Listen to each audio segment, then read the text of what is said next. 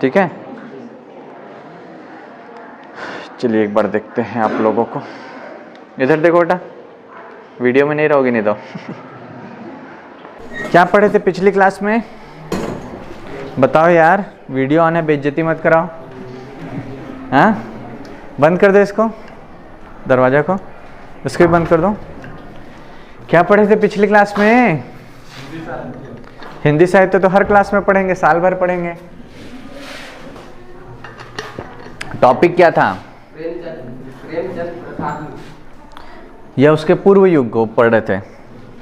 प्रेमचंद प्रसाद युग पढ़ रहे थे या उसके पहले के समय को पढ़ रहे थे? बताओ क्या पढ़ रहे थे? वीडियो भी बना के डाल दिया, और कितनी सुविधा दूं आप लोगों को। प्रेमचंद प्रसाद युग पढ़े या उसके पहला वाला युग पढ़े? पहला पढ़े ना, तो उसको क्या कहते हैं, किस नाम से जानते हैं? प्रेमचंद प्रसाद पूर्व युग। पूर्व मतलब उसके पहले का युग है ना। तो हम लोगों ने देखा था कि हिंदी की कहानी के केंद्र में दो लोग हैं। कौन कौन है? प्रेमचंद और जयशंकर प्रसाद। प्रसाद का पूरा नाम क्या है? ठीक है, और ये दोनों का समय कब से कब तक था कहानी में? 1915 से 1936। ठीक है, जो पुराना पढ़े उसी को थोड़ा सा रिवीजन कर रहे हैं, क्योंकि पिछला याद नहीं है तो आगे बढ़ने का कोई मतलब नहीं है। ठीक है, तो 1915 से 1936 के बीच दोनों कहानीकार सक्रिय थे। इसके पहले का युग आता है, हिंदी की पहली कहानी 1900 के लगभग लिखी जाती है, तो पहला युग 1900 से 1915। इनके नाम के आगे इधर पीछे बस पूर्व लगा देना है। ठीक है, तो प्रेमचंद प्रसाद पूर्व युग। आप लोगों को जानकारी हो गई कि हिंदी की पहली कहानी कौन सी है? पहली कहानी कौन सी है? काफी चर्चा की थी हमने। हाँ, बिल्कुल सही, एक टोकरी भर मिट्टी। किसने लिखा है? माधवराव सप्रे। कब लिखा? 1901 में लिखा है ना। तो हिंदी की पहली कहानी इसमें आ जाएगी। प्रेमचंद पूर्व युग में आपको बताना है कि हिंदी की पहली कहानी कौन सी है। 3-4 कहानियों का ऑप्शन में आपको दिया था, उन सब के बारे में बता देना है। फिर लास्ट में बताना है कि सर्वसम्मति से सभी विद्वानों ने वर्तमान शोध के आधार पर एक टोकरी भर मिट्टी, जो कि माधवराव सप्रे ने लिखी, छत्तीसगढ़ मित्र में प्रकाशित हुई, उसको हिंदी की पहली कहानी माना है। ठीक है, 2 लाइन लिख देना। इस कहानी में जमींदारों के शोषण एवं आतंक के परिवेश में एक परिवार का चित्रण हुआ है। ठीक है, या पृष्ठभूमि में जमींदारों किस तरह से शोषण करते थे, उनका कितना खौफ था, वो इस कहानी में एक टोकरी भर मिट्टी में बताया गया है। फिर क्लास के अंतिम में मैंने बताया था कि हिंदी की जो पहला युग है, प्रेमचंद प्रसाद पूर्व युग, उसमें एक बड़े कहानीकार हुए हैं। क्या नाम है उनका? सही बोल रहे हो, बोलो। चंद्रधर शर्मा गुलेरी। ठीक है, उन्होंने एक कहानी लिखी। कौन सी? उसने कहा था ये कहानी पहले युग की, जो सबसे पहला काल है, उसकी महत्वपूर्ण उपलब्धि मानी जाती है। इस कहानी में पहली बार फ्लैशबैक शैली, जिसे पूर्व दीप्ति कहते हैं, उसका प्रयोग किया गया था। वर्तमान समय में रहकर पुराने समय का प्रयोग करना, उस समय की कहानी को कहना। तो फ्लैशबैक पद्धति शैली में लिखी गई पहली कहानी कौन सी है? उसने कहा था। 2 और कहानी उन्होंने लिखी, सुखमय जीवन और बुद्धू का कांटा। तो ये आपका प्रेमचंद प्रसाद पूर्व युग कंप्लीट हो जाता है। ठीक है, उसके बाद 1909-10 के आसपास प्रसाद की कहानियां छपनी शुरू हो जाती है इंदु नामक पत्रिका में। ठीक है, एक पत्रिका थी उसमें बहुत प्रसिद्ध थी, क्या नाम था उसका? इंदु। तो उस पत्रिका में प्रसाद की कहानियां आनी शुरू हो जाती है। प्रेमचंद की कहानियां भी आनी शुरू हो गई है 1910 के आसपास। लेकिन प्रेमचंद इस समय उर्दू में लिख रहे हैं। कौन सी भाषा में? प्रेमचंद पहले उर्दू में लिखते थे, उनके आरंभिक उपन्यास भी उर्दू में है। धीरे धीरे वो उर्दू से हिंदी की ओर आए। तो 1915 आते आते पहला युग समाप्त हो जाता है, और 5 साल में 1910 से 15 के बीच जयशंकर प्रसाद और प्रेमचंद भी अपना नाम बना लेते हैं। ठीक है, ऐसा नहीं कि प्रसाद और प्रेमचंद ने पहली कहानी लिखी उस दिन से वो युग उनके नाम से जाना जाता है। पहचान बनाने में, नाम बनाने में क्या होता है? वक्त लगता है। तो 1915 के बाद 1915 आते आते प्रेमचंद और प्रसाद दोनों अपने अपने जगह स्थापित हो चुके थे। लोग जानने लगे थे कि ये अच्छे कहानीकार हैं।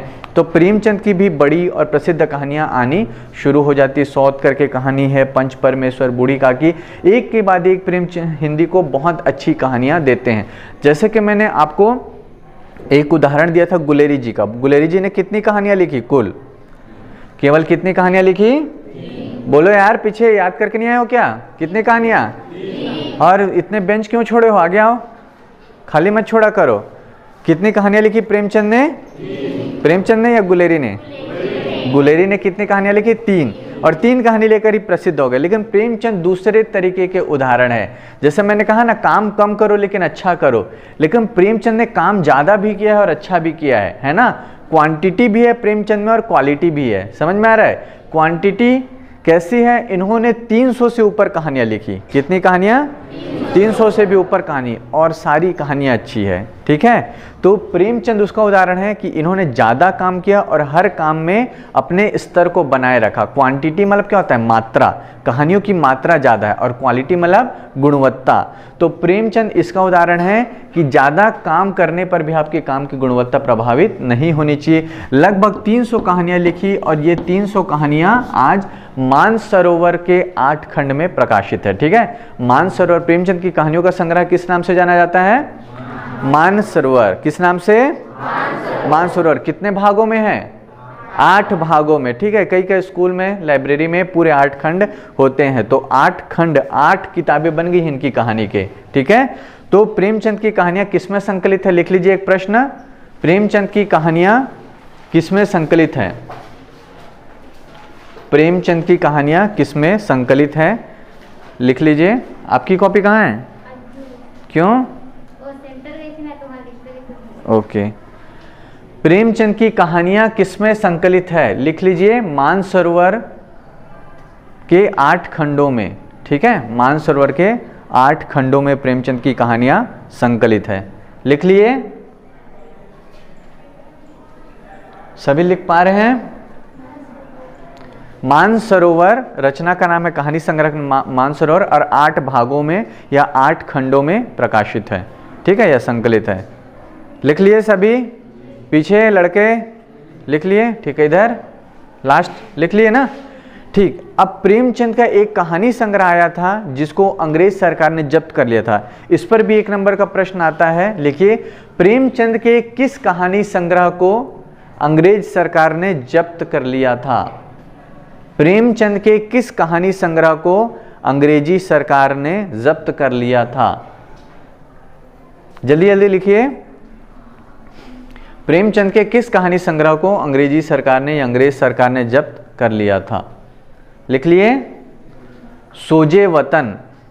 क्या नाम है? सोजे वतन।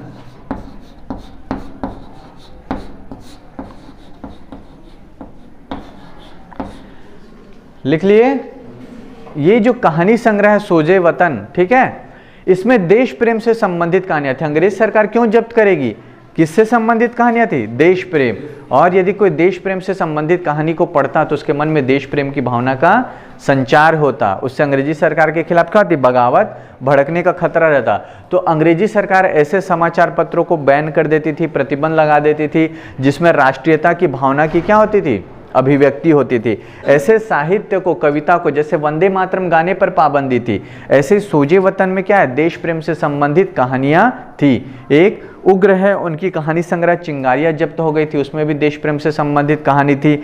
आप बीए सेकेंड ईयर में एक रचना पढ़ेंगे, भारत भारती। भारत भारती को भी अंग्रेज सरकार ने जब्त कर लिया था। देखिए, वो सरकार किससे डरती थी? कलम से डरती थी। उनको कहानियों से डर लगता था, कविताओं से डर लगता था। ये साहित्य की क्या है? ताकत है।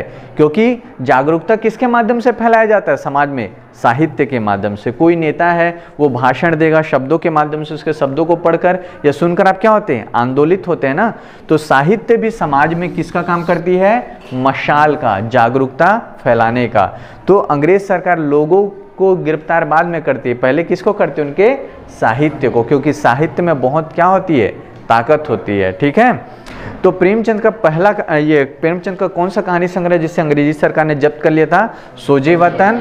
प्रेमचंद की कहानियां कितने भागों में प्रकाशित है? मानसरोवर के 8 खंडों में। क्लियर है आप लोगों को? इसके बाद थोड़ी सी चर्चा हम करते हैं प्रसाद पे। ये जो युग है पूरा प्रेमचंद और प्रसाद युग है, तो क्यों इनके नाम पड़ा? दोनों ही एक जैसी कहानियां लिखते तो 2 धाराएं बनती क्या? बनती क्या? 2 धाराएं कब होती? जब दोनों की अपनी अलग अलग पहचान हो ना। जैसे कि भक्ति काल आप पढ़ते हैं तो भक्ति काल में 2 धाराएं, सगुण और दोनों एक जैसे हैं क्या? नहीं है। सगुण की विशेषताएं अलग है, निर्गुण की विशेषताएं अलग है।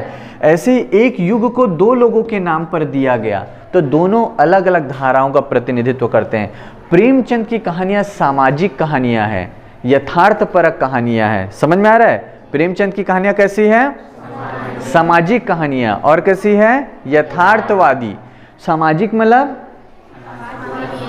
जिसमें समाज का चित्रण हो, समाज से जुड़ी समस्याओं का चित्रण, जैसे विधवा विवाह हो गया, बाल विवाह हो गया, वृद्ध समस्या हो गया, समाज में छुआछूत हो गया, या ऊंच नीच का भेदभाव हो गया, या अशिक्षा हो गया। ये कैसी समस्याएं? निजी समस्याएं हैं क्या? नहीं है ना, पूरे समाज की समस्या है। तो प्रेमचंद की कहानियों में उस समय के भारत की जो समस्याएं थी वो समस्याएं नजर आती हैं। तो एक कहानी की धारा थी सामाजिक यथार्थवादी। तो सामाजिक समझ गए आप लोग? समाज से जुड़ी हुई समस्याएं या समाज से जुड़ी हुई बातों का चित्रण प्रेमचंद की कहानियों में मिलता है। दूसरा शब्द मैंने इस्तेमाल किया यथार्थवादी। यथार्थ मतलब क्या होता है? यथार्थ मतलब क्या होता है? हाँ, नहीं पता? किसी को भी ट्राई करेंगे कोई? यथार्थ। हाँ, कोटा फैक्ट्री देखी है किसी ने? कोटा फैक्ट्री वेब सीरीज नहीं देखी किसी ने? उसमें जीतू भी हमेशा एक डायलॉग बोलते थे, यही तुम्हारा सत्य है। क्या है? यही तुम्हारा सत्य है। तो सत्य ही क्या होता है? यथार्थ, सच, समाज का सच, जीवन का सच, वह क्या है? यथार्थ है। क्लियर है? यथार्थ मतलब कुछ कहानी ऐसी होती है ना, जैसे कि आप लोग बचपन में पढ़ते होंगे कि एक राजा था, फिर उसकी रानी खो गई, फिर एक परी आई सपने में, उसको उड़ा के ले गई, यहाँ ले गई, वहाँ ले गई। सोन परी देखते होंगे बचपन में, है ना? शक्तिमान देखते होंगे, है ना? या फिर अभी मार्वल के सीरीज देखते हैं, आयरन मैन देखते हैं, हल्क देखते हैं, लड़के लोग देखते हैं।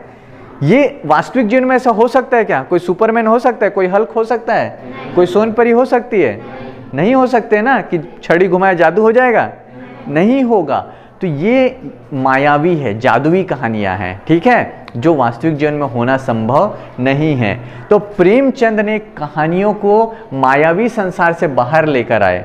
प्रेमचंद कहानियों को कहाँ लेकर आए? यथार्थ, समाज का जो सच है। जैसे कि उन्होंने ऐसा नहीं कहा कि एक जमींदार था, बहुत नेक दिल था और खुले हाथों से दान करता था, ऐसा वैसा नहीं। उन्होंने बताया एक जमींदार था जो बहुत शोषण करता था, गरीबों की जमीनें हड़प लेता था। गरीब उसके यहाँ क्या करते थे? काम करते करते मर जाते थे, पीढ़ी दर पीढ़ी गुलामी झेलनी पड़ते थे। ये उस समय के भारत का क्या था? सच था। समझ में आ रहा है? तो जो समाज का सच दिखाए, यथार्थ दिखाए, हकीकत दिखाए, वह क्या कहानी कहलाती है? यथार्थवादी। या कोई भी विधा की रचना हो, जैसे कविता में समाज का सच लिख रहे हैं, कहानियों में लिख रहे हैं, नाटक में, तो वह रचना जिसमें समाज की वस्तु स्थिति का या यथा स्थिति का वर्णन हो, जैसा समाज है वैसा दिखाना। जैसे आज भारत को कोई दिखाएगा कहानियों में बहुत विकसित देश है, यहाँ कोई गरीबी नहीं है, कोई भ्रष्टाचार नहीं है, क्या यह भारत का सच है? है क्या? भारत का सच क्या है? हमारे यहाँ विश्व की जब अरबपतियों की सूची निकलती है तो उसमें सबसे ज़्यादा अरबपति भारत से निकलते हैं, 30 से 36, है ना? तो देखकर लगता है कि भारत बहुत तरक्की कर रहा है, भारत में इतने सारे अरबपति हैं, अंबानी हैं, अडानी हैं, बिरला है ना? देश हमारा क्या कर रहा है? तरक्की कर रहा है। लेकिन ये केवल देश के 36 परिवारों की बात है। बाकी परिवार क्या है? रोजी रोटी की समस्या उनके पास। तो ये यथार्थ नहीं है। ये 36 क्या है? मलाई है देश का, है ना? वास्तविक स्थिति क्या है? भारत की गरीबी भारत की हकीकत है, हमारे देश का भ्रष्टाचार हमारी हकीकत है, आधारभूत संरचनाओं के लिए जूझ रहे हैं, यह क्या है? हमारी हकीकत है। तो किसी भी विधा की वह रचना जिसमें समाज की सच्चाई को दिखाया जाता है, वह रचना क्या कहलाती है? यथार्थवादी। यथार्थ मतलब क्या होता है? सच, ठीक है, आपका सच। तो प्रेमचंद की कहानी में समाज का यथार्थ दिखता है। क्या दिखता है? समाज का। दूध का दाम कहानी पढ़ लीजिए, सदगति कहानी पढ़ लीजिए, या पूस की रात कहानी पढ़ लीजिए। पूस की रात पढ़ी है आपने? नहीं पढ़ी है? शायद पढ़ी होगी, जिसमें एक किसान रहता है हल्कू नामक, वो खेत में रात में क्या करता है? सोता था, ड्यूटी करता था, मतलब ताकि खेत में जानवर ना आ जाए, ठीक है, उसके फसल को गाय चर जाती हैं, खुश होता है कि अब ठंड में ऐसी ड्यूटी नहीं करनी पड़ेगी। तो ये क्या है? यथार्थ है। आप कफन कहानी पढ़ेंगे, कफन कहानी यथार्थवाद की चरम परिणति है। 1936 में लिखी प्रेमचंद की सबसे महत्वपूर्ण कहानी कौन सी है? कौन सी है? आज खा के नहीं आए हो क्या? अभी तो बता रहा हूं मैं, प्रेमचंद की सबसे महत्वपूर्ण और आखिरी कहानी कौन सी है? कफन। उसी को तो नाटक प्रस्तुत करना है हिमांशु 24 तारीख को, ठीक है, आपको पिता का रोल दिया जाएगा उसमें, ठीक है। तो कफन कहानी है जिसमें यथार्थवाद की चरम परिणति है, मतलब कि किस तरह से गरीबी में, अभाव में इंसान के मूल्य मर जाते हैं। समझ में आ रहा है? आपको धर्म की सुधि कब आएगी, अच्छा काम करने की सुधि कब आएगी, जब आपका पेट भरा होगा। समझ में आ रहा है? और यदि आपका पेट नहीं भरा है, आप भूखे हैं, आपके पास पहनने के लिए कपड़े नहीं है, ना आपको भगवान सूझेगा, ना धर्म सूझेगी, ना नैतिकता सूझेगी, आपको क्या सूझेगा, केवल अपनी पेट की भूख। किस तरह से आप 2 रोटी हासिल करें, चाहे वो चोरी से हो, चाहे किसी को मार कर हो, लूट कर हो। समझ में आ रहा है? इंसान शौक से चोर नहीं बनता है, ज़्यादातर लोग कैसे बनते हैं, गरीबी के कारण। तो कफन में उस यथार्थ को दिखाया गया है। जब कफन कहानी पढ़ेंगे उस यथार्थवाद पर और ज़्यादा हम लोग चर्चा करेंगे। क्लियर है? तो कहानी की एक धारा हो गई प्रेमचंद की सामाजिक यथार्थवादी कहानी, जिसमें सामाजिक समस्याओं का यथार्थ रूप दिखाया गया है, चित्रण किया गया है, ठीक है। दूसरी धारा आती है जयशंकर प्रसाद की। जयशंकर प्रसाद मूलतः कवि है। क्या है? जब आप कबीरदास के बारे में पढ़ेंगे तो एक प्रश्न हर दूसरे साल पूछा जाता है, कबीर मूलतः भक्त थे या समाज सुधारक? आज तक तय नहीं हो पाया। कबीर को मरे 600 साल हो गए, लेकिन लोग समझ नहीं पाते कि ये समाज को सुधारना चाहते थे वास्तव में, या कविता लिखना चाहते थे। मुख्य उद्देश्य क्या था? समझ में आ रहा है? दोनों ही रूप उनके बराबर लगते हैं, लेकिन जयशंकर प्रसाद में कवि हावी है। कौन हावी है? कवि। जब कहानियां भी लिखते हैं तो भाषा इतनी सुंदर होती है, ऐसा लगता है इतनी सुंदर सुंदर उपमाएं होती कि आप गद्य नहीं पद्य पढ़ रहे हैं लगता है। जब हम लोग आकाशदीप पढ़ेंगे तो मैं आप लोगों को बीच बीच में रुक कर बताऊंगा कि देखिए कितनी सुंदर भाषा है प्रसाद की। तो प्रसाद मूलतः कवि थे, है ना। यथार्थवाद मतलब क्या होता है? वास्तविक बताना, और वास्तविक बताने के लिए आपको क्या होना चाहिए? व्यवहारिक, जिसको अंग्रेजी में कहते हैं प्रैक्टिकल। लेकिन प्रसाद कवि थे, भावुक थे। कैसे थे? कवि क्या होते हैं? भावुक होते हैं ना। जिसमें भावनाएं नहीं है वो कविता लिख सकता है क्या? जो जितना भावुक होगा वो उतना भावों में डूबकर कविता लिख पाएगा, और उसकी कविता उतनी आपको छू पाएगी। कोई कविता तभी अच्छी लगेगी जब आपके हृदय को स्पर्श करे। तो प्रसाद भावुक थे, उनका ये भावुक स्वरूप कविता में तो दिखता है, छायावाद में, साथ ही उनको आपको उनकी कहानियों में भी भावनाओं का क्या दिखेगा? प्रवाह दिखेगा, भावनाओं की प्रगाढ़ता दिखेगी। तो हिंदी की एक कहानी जो सामाजिक यथार्थवाद की ओर ले जाती है, आपको चरम यथार्थ की ओर ले जाती है, दूसरी कहानी आपको भावुकता के संसार की ओर ले जाती। प्रसाद की कहानियों में प्रेम दिखेगा, नफरत दिखेगा, द्वंद्व दिखेगा, है ना। तो जब आकाशदीप पढ़ेंगे तो मैं आपको बताऊंगा कि कैसे एक स्त्री एक ही समय में प्रेम कर रही है और उससे नफरत कर रही है, और जूझ रही है कि मैं प्रेम करूं या उससे नफरत करूं। एक और राष्ट्र प्रेम आता है, एक और व्यक्तिगत प्रेम आता है। प्रसाद की कहानी की सबसे प्रमुख विशेषता क्या है? द्वंद्व। क्या है? द्वंद्व मतलब क्या होता है? द्वंद्व युद्ध सुना होगा ना। तो द्वंद्व मतलब क्या होता है? द्वंद्व युद्ध क्या होता है? पुराने समय में बहुत होता था, मैं तुम्हें द्वंद्व युद्ध के लिए ललकारता हूं। देखा होगा रामायण महाभारत। तो क्या होता है द्वंद्व युद्ध में? क्या होता था? कितने लोग लड़ते हैं द्वंद्व युद्ध में? 2 लोग लड़ते हैं ना। 2 लोग लड़ते हैं कि 4 लोग लड़ते हैं? पक्का? सबको कंफर्मेशन है कि नहीं? है या नहीं? है ना। द्वंद्व मतलब ही क्या होता है? 2 लोगों के बीच क्या खिंचाव। समझ में आ रहा है? तो ये मनोविज्ञान में देखिए, खिंचाव केवल 2 व्यक्तियों में नहीं होता, तनाव केवल 2 व्यक्तियों में नहीं होता, आपके मन के भीतर भी 2 मन होते हैं। होता है कि नहीं? एक मन कहता है आज बारिश है चलो घूमने चलते हैं, एक मन कहता है चलो बारिश है कोई बात नहीं पढ़ लेते हैं थोड़ा। समझ में आ रहा है? द्वंद्व है कि नहीं? एक मन कह रहा है डेट पे चलो, एक मन कह रहा है क्लास पे चलो, है ना। एक मन कह रहा है अच्छा मौसम है यार सोते हैं नींद आ रही है, दूसरा मौसम कह रहा है उठ के काम कर लो। हमेशा आपके भीतर 2 विचार, अच्छे और बुरे विचार लड़ते हैं। एक आपको आलस की ओर ले जाएगा, एक आपको कर्म की ओर ले जाएगा, अच्छे कर्मों की ओर। तो द्वंद्व मतलब क्या होता है? 2 लोगों के बीच तनाव, खिंचाव। द्वंद्व युद्ध में 2 लोग लड़ते हैं ना, भिड़ते हैं। ऐसे ही प्रसाद की कहानियों में भी द्वंद्व आता है, लेकिन ये द्वंद्व 2 व्यक्तियों के बीच ना होकर व्यक्ति की 2 मनोदशा की ओर होता है। एक और राष्ट्र प्रेम है, और जिस व्यक्ति से प्रेम कर ये पुरस्कार कहानी में, वही व्यक्ति उसके राज्य के खिलाफ हमला करने वाला है। तो अगर वो उस व्यक्ति का साथ देगी जिससे वो प्रेम करती है, तो अपने राज्य के साथ क्या करेगी? गद्दारी करेगी, धोखा करेगी। तो चुन लेती है किसको? राष्ट्र को, लेकिन मन अभी भी उससे क्या कर रहा है? प्रेम कर रहा है। तो जब वो उस व्यक्ति को पकड़वा देती है, अरुण और मधुलिका की कहानी पढ़ी होगी आप लोगों ने, पुरस्कार, है ना, तो बता देती कि ये षड्यंत्र कर रहा है, वो उस व्यक्ति को पकड़ लिया जाता है और उसको राजद्रोह की सजा क्या है? फांसी, मृत्यु दंड दिया जाता है। राजा बहुत प्रसन्न होता है और बोलते तुम्हें क्या पुरस्कार चाहिए? तो नायिका क्या पुरस्कार मांगती है कि मुझे भी इसके साथ मृत्यु दंड दे दिया जाए, यही मेरा क्या होगा? पुरस्कार होगा। तो देखिए, एक और राष्ट्र प्रेम था, दूसरी ओर व्यक्तिगत प्रेम था। उसने राष्ट्र प्रेम को चुना क्योंकि अगर वो नहीं चुनती तो कितने लोग मारे जाते, है ना। तो उसने बचा लिया राष्ट्र को, लेकिन अंत में फिर उसने प्रेम के साथ मरना स्वीकार किया। ये द्वंद्व आपको प्रसाद की मैक्सिमम कहानियों में दिखता है और भावुकता दिखेगा, बहुत ज़्यादा भावुक होते हैं, ठीक है। तो प्रसाद की कहानी आपको मिल जाएगी नाम, जैसे प्रेमचंद की कहानियों को मैंने बताया, पंच परमेश्वर, बूढ़ी काकी, ऐसे प्रसाद की कहानियाँ, आकाशदीप है, पुरस्कार है, ठीक है। तो ऐसी कुछ कुछ कहानियों के आप लोग नाम लिख लेना। इसके अलावा विशंभरनाथ शर्मा कौशिक है, तो कुछ कहानीकार दोनों युग के, दोनों धाराओं के आप याद कर लेना और परीक्षा में उनके नाम लिख लेना। जैसे विशंभरनाथ कौशिक की रक्षाबंधन कहानी है, ताई कहानी है, ठीक है।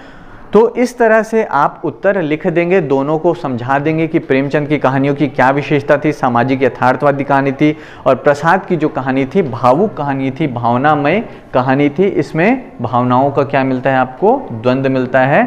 2-4 कहानियों के आप नाम लिख देंगे, आकाशदीप, पुरस्कार, प्रतिध्वनि, आंधी, ये सब इनके कहानियों के संकलन है। क्लियर है। इसके बाद प्रेमचंद प्रसाद युग के बाद आता है 36 से 55 तक अगला युग आता है उत्तर प्रेमचंद युग या उत्तर प्रेमचंद प्रसाद युग या प्रेमचंद प्रसादोत्तर युग। इनके जाने के बाद जो कहानियां थी वो कौन से तेवर में आई थी, ठीक है। तो 36 में क्या हुआ था कि पूरे विश्व में प्रगतिशील मार्क्सवादी विचारधारा, 36 में पूरा विश्व 2 भागों में बढ़ गया था। 2 विचार ने प्रभावित किया था, एक तो कार्ल मार्क्स ने प्रभावित किया था और दूसरा किसने प्रभावित किया था? फ्रॉयड ने, है ना, सिगमंड फ्रॉयड, जो मनोविज्ञान के जनक माने जाते हैं। तो कार्ल मार्क्स की जो दुनिया थी, कार्ल मार्क्स की विचारधारा है, वो शोषितों का पक्ष लेती है। किसका पक्ष लेती है? शोषित, मतलब समाज में जो गरीब है, मजदूर है, रिक्शा वाला है ना, जिसका हमेशा जो संपन्न वर्ग है शोषण करता रहा है, ठीक है। जैसे कि आप मॉल में जाएंगे, कपड़ा खरीदेंगे, ठीक है, आप मोल भाव करते हैं? नहीं करते ना। कर सकते हैं मोल भाव, करने की है काबिलियत। मॉल में जो टैग चिपका है उसमें 1 रुपया भी कम कर सकते हैं, लेकिन आप एक छोटे से ठेले वाले के पास खरीदेंगे तो आप उससे कितना मोल भाव करेंगे? उसको रुला देंगे। समझ में आ रहा है। तो समाज में शोषण हमेशा किसका होता है? नीचे के हिस्से का, मजदूर का शोषण होता है। समझ में आ रहा है। तो जो प्रगतिवादी साहित्य है, मार्क्सवादी विचारधारा से प्रभावित साहित्य है, तो वह साहित्य जो समाज में समाज की निम्न धारा का शोषित, पीड़ित, जिसको सर्वहारा कहा गया, उसका पक्ष लेकर लिखा गया, वह साहित्य क्या कहलाता है? प्रगतिवादी। तो प्रेमचंद प्रसादोत्तर युग में भी हमको प्रगतिवादी साहित्य की धारा मिलती है। यही समय हिंदी साहित्य में, काव्य में प्रगतिवाद कहलाता है, ठीक है। कहानी में प्रेमचंद प्रसादोत्तर युग और हिंदी कविता में प्रगतिवाद के नाम से जाना जाता है। प्रगतिवाद की सबसे महत्वपूर्ण विशेषता, एकमात्र विशेषता याद कर लो कि शोषितों का पक्षधर। ये उच्च वर्ग की आलोचना करेगा, उच्च वर्ग के खिलाफ क्रांति की बातें करेगा और शोषित पीड़ित वर्ग का पक्ष लेगा। क्लियर है। और दूसरी धारा है मनोविज्ञान से प्रभावित धारा, जिसमें व्यक्ति के मन का चित्रण किया गया, ठीक है। मन की परतों को खोला गया मनोविज्ञान के आधार पर। जैसे हमारा मन क्या होता है? सरल नहीं होता, बहुत क्या होता है? जटिल होता है। तो जैनेन्द्र है, इलाचंद्र जोशी है, अज्ञेय है, वो इस धारा के प्रतिनिधि कवि है मनोवैज्ञानिक कहानियों के। और प्रगतिवादी धारा के प्रमुख कहानीकार में यशपाल आते हैं, ठीक है। समझ में आ रहा है आप लोगों को? बहुत सारा डेटा हो जा रहा है आप लोगों को, शुरू में हो सकता है लगेगा कि बहुत ओवर हो रहा है, लेकिन ये टॉपिक आता है आप लोग की परीक्षा में। हिंदी कहानी के विकास को समझाइए। तो पूर्व युग समझ लिए, प्रेमचंद प्रसाद युग समझ लिए, अब प्रेमचंद प्रसादोत्तर युग को भी और थोड़ा विस्तार से हम लोग अगली क्लास में चर्चा करेंगे। क्लियर है सबको? चलिए ठीक है, समझ में आ रहा है ना? पढ़ते जाइए साथ ही साथ, ठीक है। बुक मिल गई आप लोगों को? नहीं, ठीक है। देखिएगा आज कंवर सर से बात करके फिर आप लोग इशू करवा लीजिएगा। आज सोशियोलॉजी का पीरियड आप लोगों का खाली रहेगा, तो उस पीरियड में आप लोग कोशिश कीजिए कि आप लोगों को बुक मिल जाए, ठीक है। चलिए।